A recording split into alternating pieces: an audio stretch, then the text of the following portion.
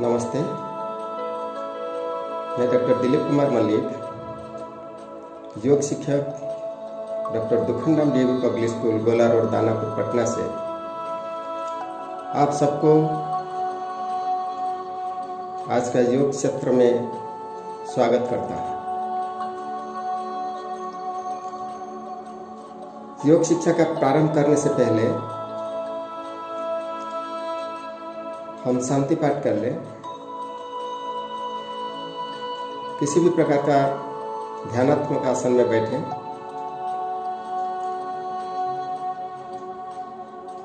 दोनों हाथ को नमस्कार मुद्रा में, आंखें बंद, डीप ब्रीदिंग के साथ शुरू करें।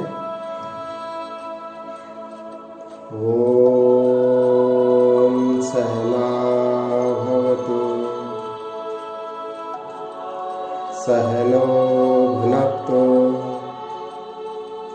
सह वीर्यं करवावहै,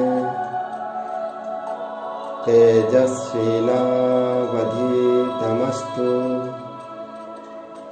मा विद्विषावहै। ओम शांति शांति शांति। दोनों हाथ के हथेलियों को थोड़ा सा गर्म करें, आंखों पर लगाइए, चेहरे पर लगाइए।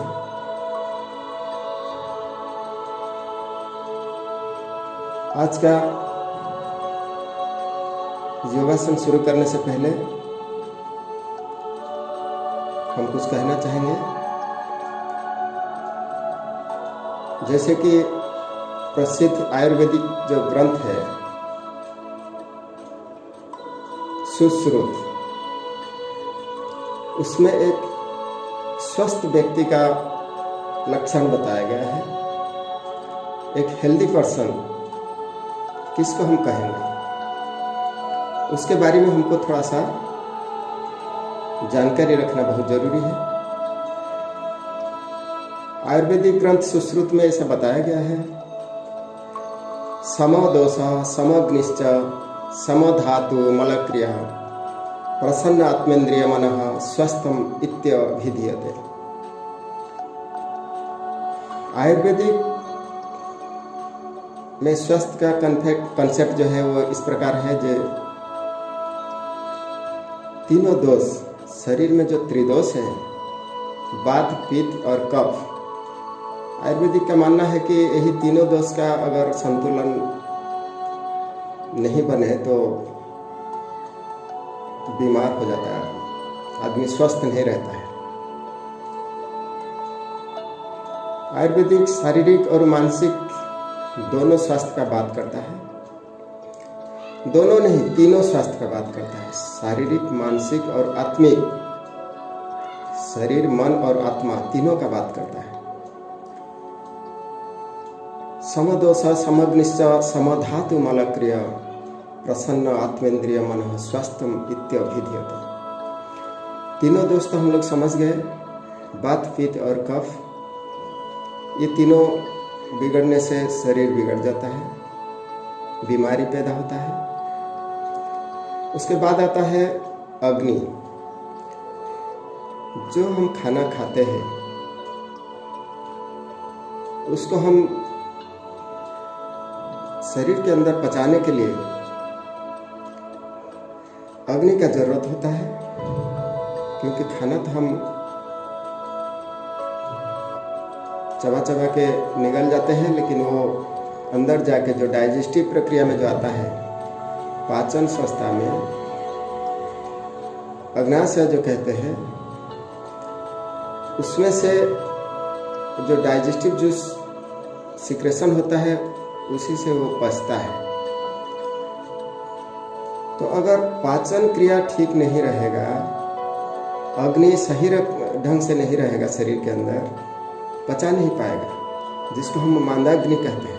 मंदाग्नि बीमारी हो जाता है, शरीर रोग पकड़ता है, अनपच हो जाता है, गैस, एसिडिटी, कॉन्स्टिपेशन, ये सब का प्रॉब्लम क्रिएट होता है। तो कहने का मतलब है कि जो शरीर के अंदर ना तो अग्नि का मात्रा ज़्यादा हो ना तो कम, उसमें भी एक संतुलित अवस्था होना चाहिए। सम दोषः समग्निश्च सम धातु मलक्रिया। धातु, शरीर में सप्त धातु बनता है। सप्त धातु मतलब जो चीज हम खाते हैं उसमें से रस बनता है, रस से रक्त बनता है, रक्त से मेद बनते हैं, मांस बनता है, अस्थि बनता है, अस्थि के अंदर मज्जा, मज्जा से वीर्य।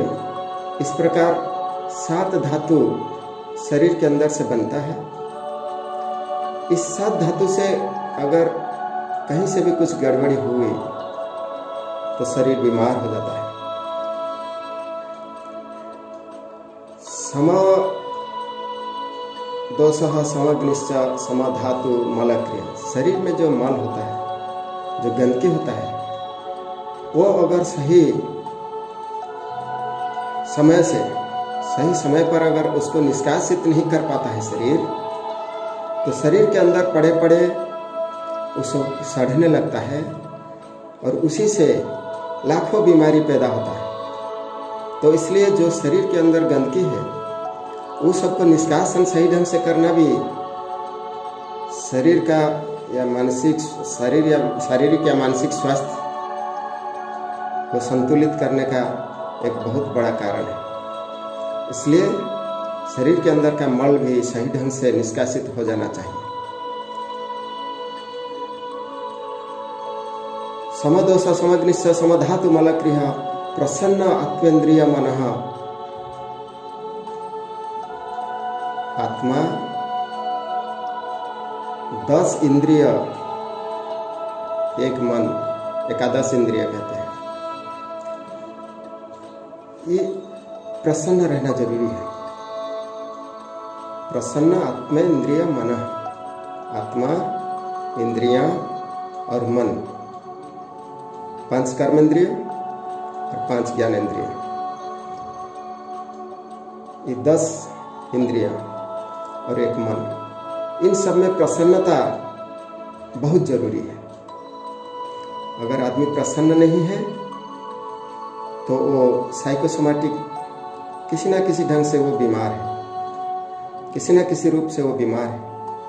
इसलिए आदमी के अंदर कितना भी समस्या हो, फिर भी शारीरिक और मानसिक और आत्मिक रूप से प्रसन्न रहना बहुत आवश्यक है।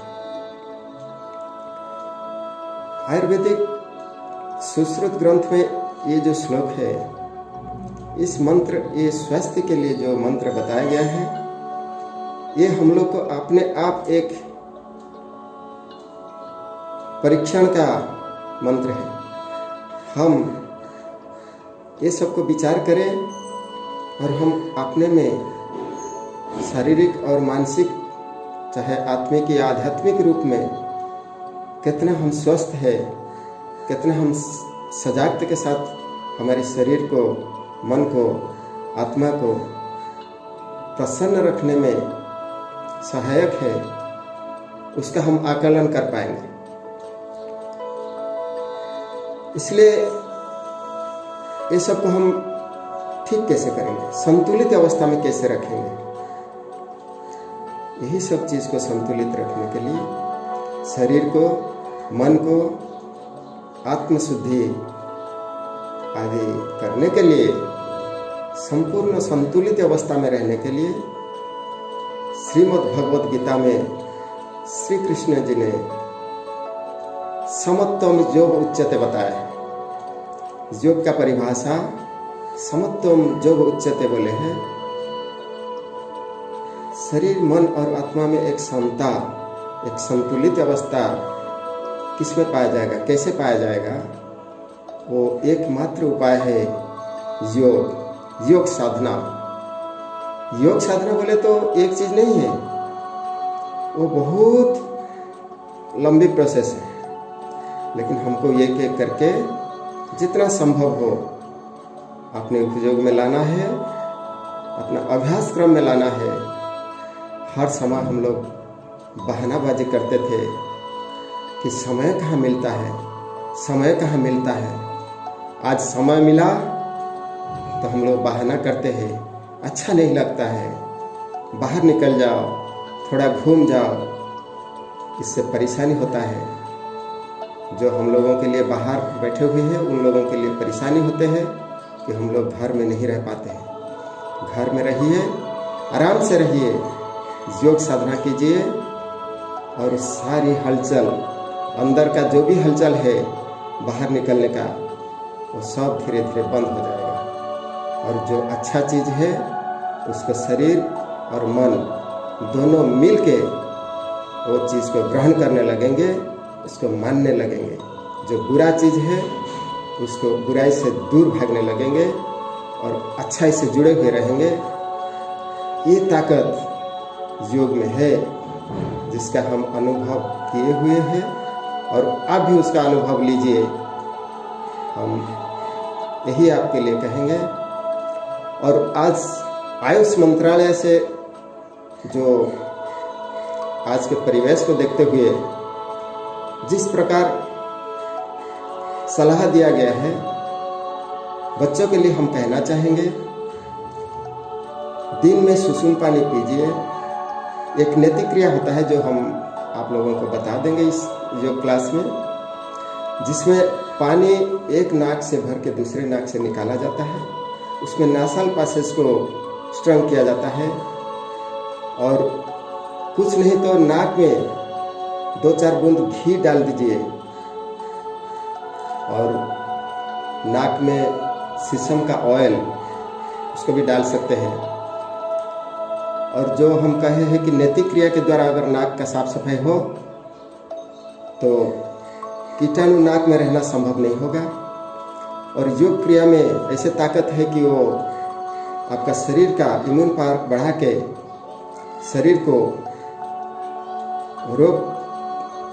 विभिन्न रोग से लड़ने का रोग प्रतिरोधक शक्ति जो है बढ़ाने में मदद करेगा। और 2 बार दूध में हल्दी मिला के कम से कम सुसुम दूध पिया कीजिए।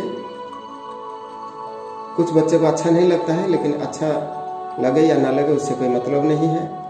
हमको शरीर से और स्वस्थ रहना है, इसलिए उसको पीना ही है। च्यवनप्राश वगैरह खाया कीजिए, वो आयुर्वेदिक चीज़ है, उसमें फ़ायदा होता है, कोई नुकसान नहीं है। और इसके साथ हम योगाभ्यास जो बताते रहते हैं, सूर्य नमस्कार, योगासन, प्राणायाम, ध्यान, ये सब का अभ्यास खूब कीजिए। दिन में 2 बार, कम से कम 2 बार दिन में, सुबह सूर्योदय के समय और शाम को सूर्यास्त के समय ये अभ्यास कीजिए। और उसके साथ हम और कुछ अभ्यास क्रम आपको बताते हैं जो आप रेगुलर इस सब को अभ्यास कीजिए।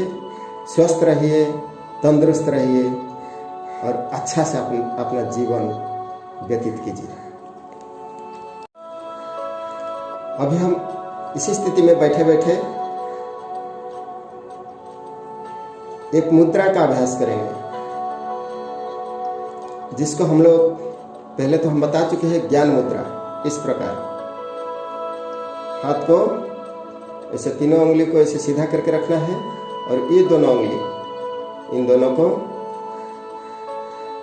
दबा के रखना है। ये ब्रेन पॉइंट होता है, दिमाग खुलता है इसमें। दोनों हाथ के उंगलियों को इस प्रकार रखेंगे ज्ञान मुद्रा में। अब हम अभ्यास करेंगे ब्रह्म मुद्रा। ब्रह्म मुद्रा यानी ब्रह्मदेव। ब्रह्मदेव का आप लोग जानते हैं कि 4 मुंह, चारों तरफ 4 वो मुंह होता है ब्रह्मदेव का। ये दोनों साइड में 2, एक आगे और एक पीछे की तरफ। 4 मुंह में ब्रह्मदेव ने चतुर्वेद का गायन करते हैं। जैसे 4 वेद है, ऋग, श्याम, यजु, अथर्व। ये वेद का भी गायन वो चारों मुखों में से एक बार में करते हैं। तो चतुर्मुख ब्रह्मा को जो कहा गया है, जो विष्णु भगवान का नाभि कमल से उत्पत्ति हुए हैं और उन्हीं के जैसा विद्वान बनना है, शार्प माइंडेड बनना है, तो हमें ब्रह्म मुद्रा का अभ्यास करना है। इस अभ्यास क्रम से बहुत फायदा होता है। थायराइड बीमारी जो है आजकल विश्व में एक समस्या है, और थायराइड का जो है वो थायराइड ग्लैंड जो है वो गले में ही अवस्थित है, और जब हम ब्रह्म मुद्रा करते हैं तो उसमें थायराइड को बहुत फायदा मिलता है, थायराइड स्वस्थ रहता है। और जिन लोगों ने इस रोगों में से ग्रस्त है वो लोग तो इस ब्रह्म मुद्रा को कंपलसरी करना है, रेगुलर लाइफ में इसको लाना है, जोड़ना है। हम अभ्यास करें, पहले सांस ले और सांस छोड़ते हुए राइट साइड में धीरे धीरे होठ को कंधे की तरफ घुमाएं। थोड़ी देर शांत रहें। सांस लेते हुए पूर्व स्थिति में वापस आए, फिर सांस छोड़ते हुए लेफ्ट साइड में गर्दन को घुमाएं।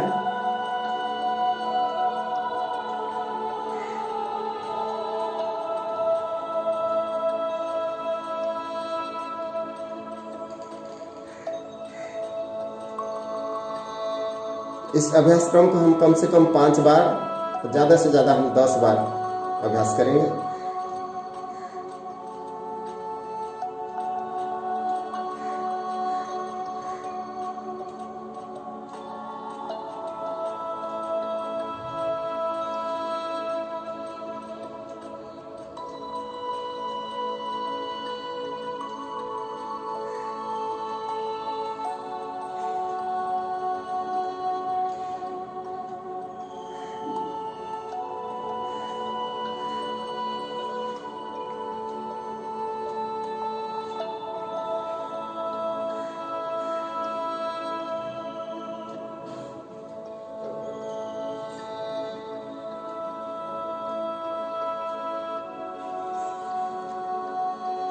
योग में हमेशा बताया गया है न हठात न बलात्, यानी योग में हड़बड़ी नहीं होना चाहिए, कोई भी चीज़ को हड़बड़ी से नहीं करना चाहिए, आराम से शांति से करना चाहिए, धीरे धीरे, न हठात न बलात्, न फोर्सफुली करना चाहिए, फोर्सफुली भी नहीं करना चाहिए और जर्क के साथ नहीं करना चाहिए, आराम से करना चाहिए। अब हम आगे की ओर थोड़ा सा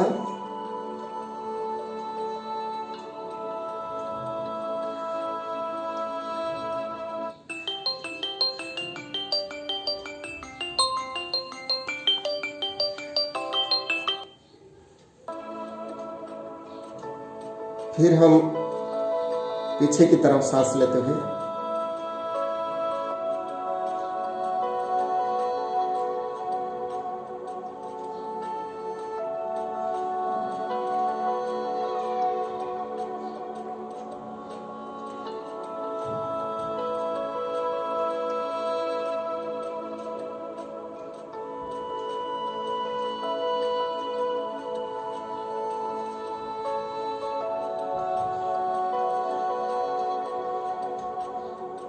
ऊपर की ओर देखेंगे, सांस लेते हुए, फिर सांस छोड़ते हुए वापस आएंगे, आगे की ओर झुकेंगे,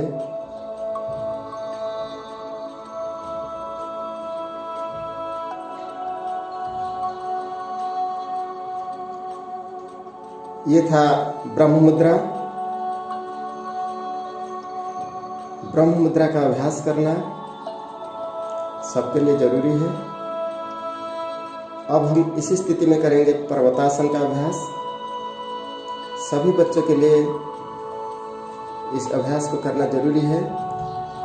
दोनों हाथ को ऊपर की ओर ऐसे मुद्रा में और ऊपर की ओर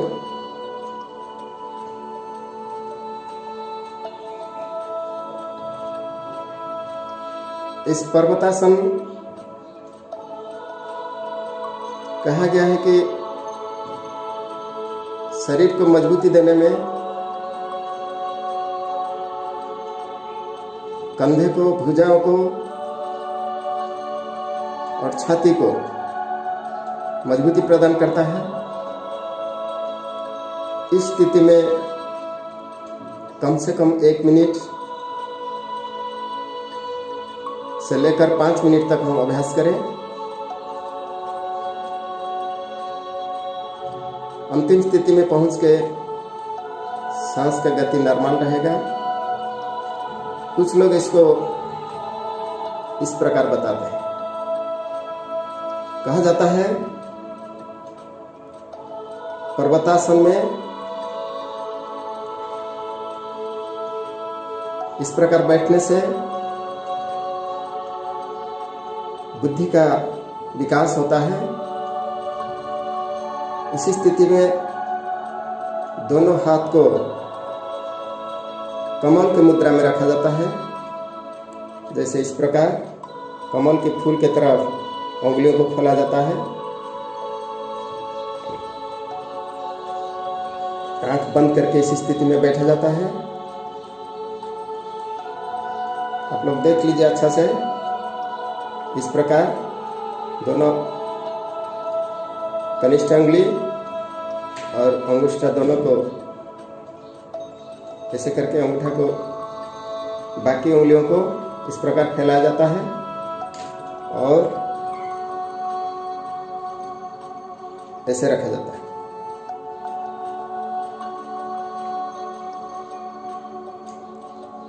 बच्चे अगर 5 मिनट 10 मिनट ऐसे अभ्यास क्रम को अभ्यास करेंगे तो दिमाग शार्प होने लगेगा, दिमाग तेज होने लगेगा। ऐसे योग शास्त्र में कहा गया है। रिलीज स्लोली, धीरे धीरे हम पूर्व स्थिति में वापस आएंगे।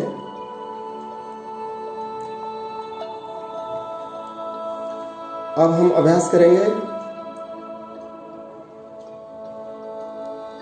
इसी बैठने वाली स्थिति में।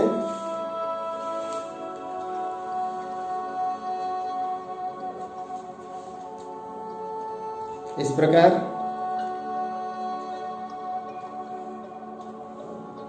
पैर को आगे पीछे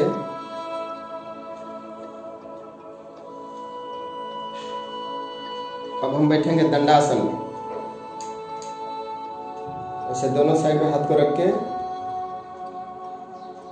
पैर को ऐसे सीधा करके बैठना दंडासन कहा जाता है। कोई भी बैठने वाला आसन हम शुरू करने से पहले दंडासन में बैठेंगे। अब हम अभ्यास करेंगे जानु सिरासन।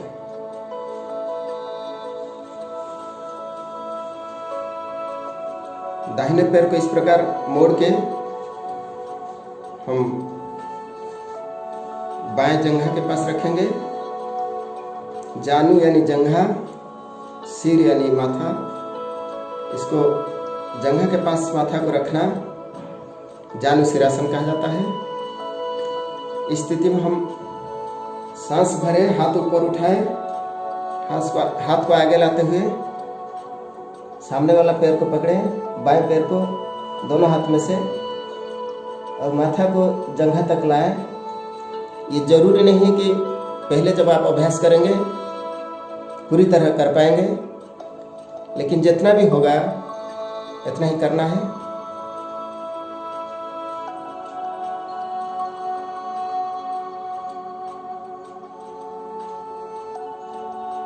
सांस लेते हुए धीरे धीरे वापस आएंगे। Now the other side.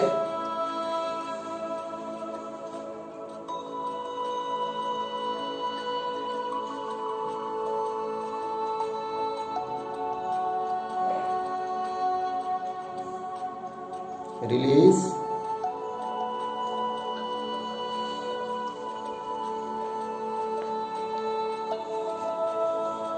जब हम जानु सिरासन का अभ्यास करते हैं हम आगे की ओर झुकते हैं। रीढ़ का हड्डी स्ट्रेच होता है, जिसमें रीढ़ की हड्डी का फायदा होता है। और पेट जो है आगे की ओर झुकने से पेट पर दबाव पड़ता है, पेट कम होता है, पेट में से फैट कम हो जाता है और पेट में जो इंटरनल ऑर्गन्स है उसका मसाज होने से वो सब स्वस्थ रहते हैं। अभी हम अभ्यास करेंगे कैट और काव पोज एक साथ कॉम्बिनेशन। छोटे बच्चों के लिए बहुत फायदामंद है। जो हम अभ्यास करने जा रहे हैं वो बिल्ली और गाय का पोज है, एक साथ है। जैसे कि हम जानते हैं कि हम लोग बीमार पड़ते हैं तो हॉस्पिटल वगैरह जाते हैं, लेकिन जो ऐसे जो जंगल में घूमने वाले या बाहरी जो कुत्ता बिल्ली घूमते रहते हैं वो अपने शरीर को कुछ ऐसे व्यायाम के द्वारा अपने ठीक कर लेते हैं। जैसे हम देखते हैं कोई कुत्ता सोया हुआ है, जब वो जाग जाता है उठ के खड़े हो जाता है और अपने चारों पैरों पर खड़े रह के कभी आगे की ओर झुक जाता है, कभी पीछे की ओर हो जाता है। इस प्रकार 2-4 बार करके तब फिर आगे बढ़ जाता है। तो हर प्रकार का जीव जंतु को देखकर भी आसन का स्थिति मुनि ऋषियों ने फिक्स किए है, उसका नामकरण भी किए हैं। तो जैसे आज हम अभ्यास करेंगे बिल्ली का पोज, पहले अभ्यास करते हैं।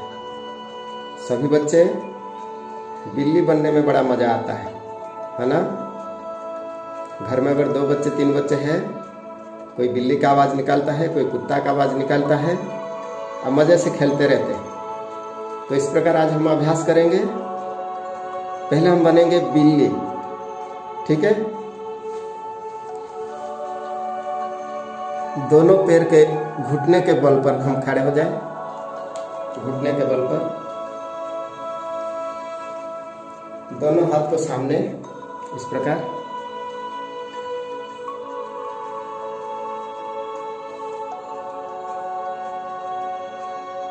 इसको हम बिल्ली पोज कहते हैं।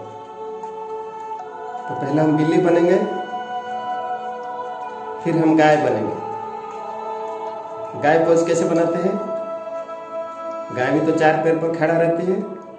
तो इस प्रकार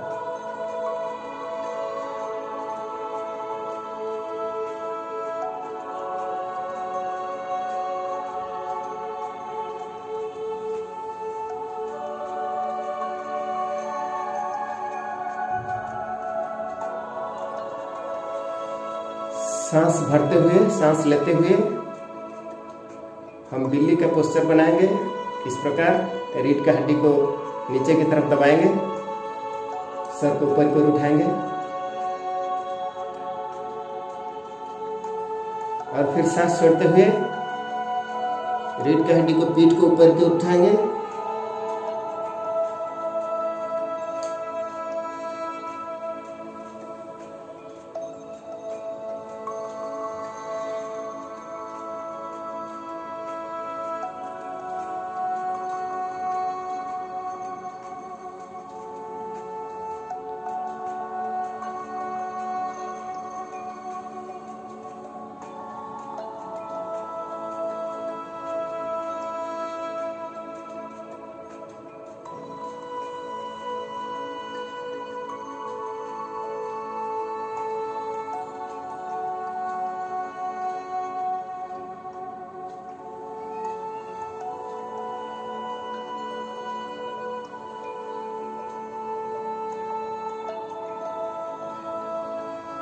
रिलैक्स। अब हम बनाएंगे भुजंगासन। सांप का अभ्यास क्रम करेंगे। सांप जैसे फन उठाता है ऊपर, दोनों पैर को पीछे की तरफ ले लें, सीधा करें, पेट की बल लेट जाए, दोनों हाथ छाती के बाजू में, दोनों हाथ का हथेलियों को रखेंगे जमीन पर। अब सांस लेते हुए ऊपर की ओर सर को उठाएंगे, सांप जैसे फन उठाता है ऐसे ही।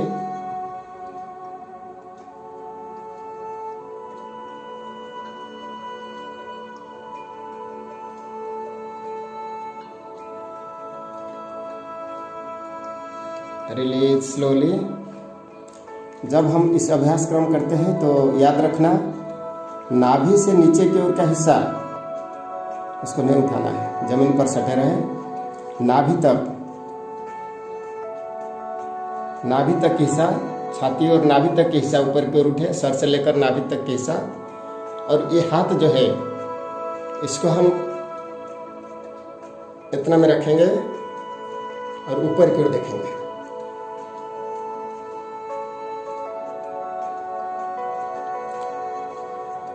क्योंकि ये ऑनलाइन पढ़ाई होता है, ऑनलाइन सिखाया होता है, तो बच्चे घर पर क्या करते नहीं करते हम तो जान नहीं पाते हैं। लेकिन जो बच्चे कुछ फ़ोटो भेजते हैं हम उसका करेक्शन करते हैं, उसको बताते हैं कि क्या ठीक है क्या नहीं है। लेकिन बच्चों के लिए हम फिर कहते हैं कि हाथ का स्थिति जो है वो कुछ बच्चे ऐसे भी कर लेते हैं, यानी नाभि से नीचे का हिस्सा उठा लेते हैं और पूरा केहनियों को भी सीधा कर लेते हैं, टाइट कर लेते हैं। ऐसा भी नहीं करना है। और केहनी को ऐसे बाहर की ओर नहीं रखना है, शरीर के साथ ऐसे ऊपर की ओर रखना है। कुछ बच्चे ऐसे करते हैं, ऐसे करते हैं, ऐसे भी नहीं करना है। उसका सही पोजीशन ऐसा है कि दोनों हाथ को ऐसे करके सांस लेते हुए ऊपर की ओर मुंडी को उठाना है, सर को उठाना है और नाभि तक के हिस्सा उठेगा। और एल्बो जो है, केहनी जो है वो आधा मुड़ा हुआ स्थिति में रहेगा, ऊपर की ओर देखना है।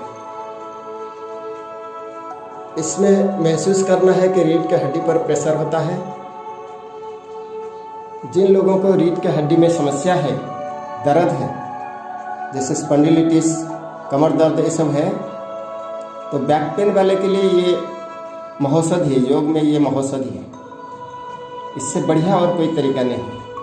जिन लोगों को कमर में दर्द है, स्पॉन्डिलिटिस का प्रॉब्लम है, जो लोग आगे झुक के काम करते हैं, जैसे कंप्यूटर वगैरह चलाते हैं, पढ़ाई लिखाई करते हैं, तो आगे झुक के करना पड़ता है। तो उन लोगों को जनरली हम देखते हैं कि कमर में या चाहे सर में स्पॉन्डिलिटिस से गर्दन में प्रॉब्लम होता है। तो उन लोगों के लिए हम और एक टेक्निक बताएंगे, इसी स्थिति में रह के ऐसे कर लेना। क्योंकि ज़्यादा देर हम लोग भुजंगासन में रहना संभव नहीं है, इसलिए दोनों हाथ को ऐसे हथेलियों पर, हथेलियों को ऐसे करके, हथेलियों में, दोनों हथेलियों में मुंह को ऐसे पकड़ लेना और आराम से सामने की ओर देख के सांस नॉर्मल। अगर 5 से लेकर 10-15 मिनट तक हम इसी स्थिति में रेगुलर अभ्यास करते हैं तो स्पॉन्डिलिटिस और कमर का दर्द जो है वो शिकायत धीरे धीरे कम होने लगेगा और हम एक दिन संपूर्ण स्वस्थ हो जाएंगे। और इस अभ्यास क्रम से जब छाती ऊपर की ओर उड़ता है तो सांस खुल के हम लोग लेते हैं, तो रेस्पिरेटरी सिस्टम जो है उसका अच्छा से फंक्शन हो जाता है। और पेट पर दबाव पड़ने से इंटरनल ऑर्गन्स का मसाज होता है, पेट का चर्बी कम हो जाता है, घट जाता है, इसलिए पेट भी कम हो जाता है। पेट और पीठ दोनों के लिए ये बहुत फायदा करता है, इसलिए इस अभ्यास क्रम को अच्छा से करना है।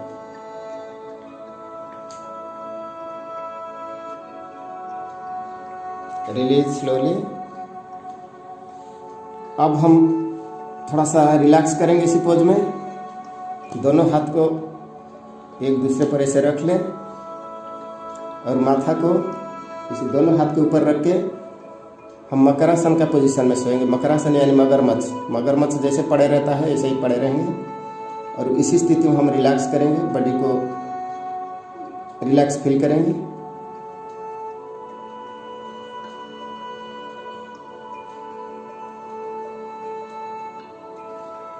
दोनों पैरों में कम से कम 1 से 1.5 फीट डिस्टेंस रखेंगे और पैर का पंजा जो है वो बाहर की ओर, दोनों पैरों का पंजा बाहर की ओर रहेगा।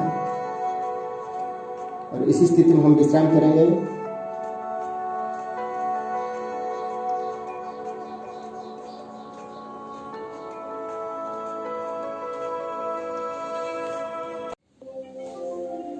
ध्यान दें कि इस प्राणायाम को करने से 2 घंटे पहले तक आपने कुछ खाया ना हो।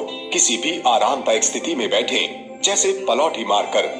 श्वास भरें, पेट के निचले हिस्से की मांसपेशियों को तेजी से सिकोड़कर नथुनों से हवा बाहर फेंकें, फिर पेट को आराम दें। ऐसा करते हुए सांस अपने आप अंदर ली जाएगी।